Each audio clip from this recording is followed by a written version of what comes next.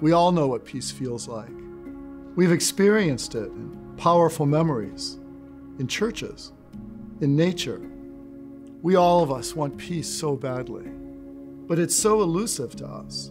We long for that, as Augustine says, that ultimate rest in the Lord. But in reality, it's not all peace here at St. Norbert Abbey because of stuff going on in our world, things going on even in the community.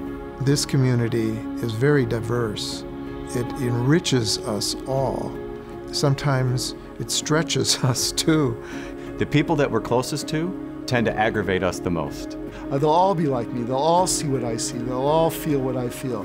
That can't ever be the case. The Norbertines are an order founded on the search for peace. We were founded 900 years ago, and after all this time, we have those struggles that everyone else has. Petty tiffs where we stop speaking to each other, tension and stress in our ministries, anxiety and distance from each other or God.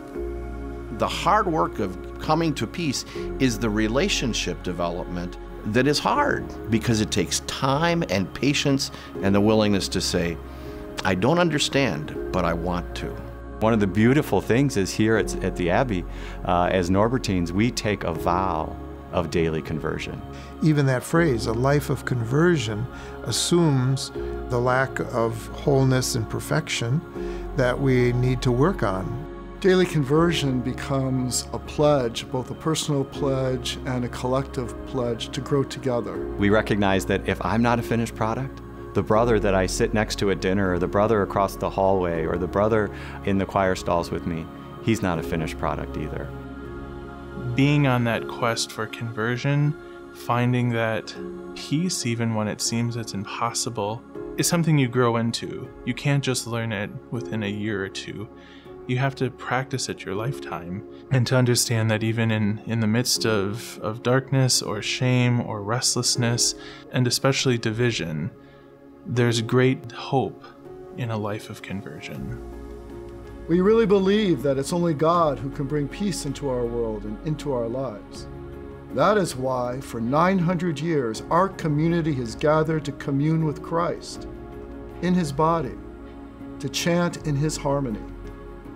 There's a beautiful rhythm in Norbertine life here that we've ritualized, of course, in morning prayer and evening prayer. Source and summit, of course, as we proudly say, is the Eucharist. In our Norbertine life, the Eucharist is a central aspect of us being brothers together. We look to Norbert, who had such a love for the Eucharist. He would begin his day at the Eucharist. He would go out into the town square and he would preach peace and literally bring feuding peoples together to talk. And then he would go back and celebrate the Eucharist that evening. That is our ideal. If we're going to do communio well, if we're going to do daily conversion well, the highest good has to be celebrating the Eucharist with our brothers. The more our lives are conformed to the cross of peace, the more our gifts come alive. We offer the riches of our conversion to the whole local community through our ministry.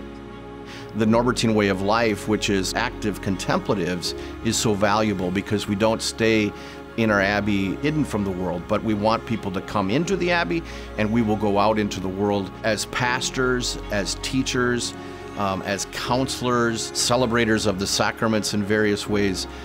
In our ministries, as we meet people in the jungles of Peru or in the streets of Green Bay, the homeless and the hungry who come to the parish doors, or the college students who meet us at St. Norbert College, we are enriched by their experience, and that feeds our ministry. Whether it is in the confession or simply with students who are struggling with their own brokenness, being able to be guided by the Holy Spirit in those moments to offer God's love and God's mercy. So I think peace is not something that we create, but something that we surrender to.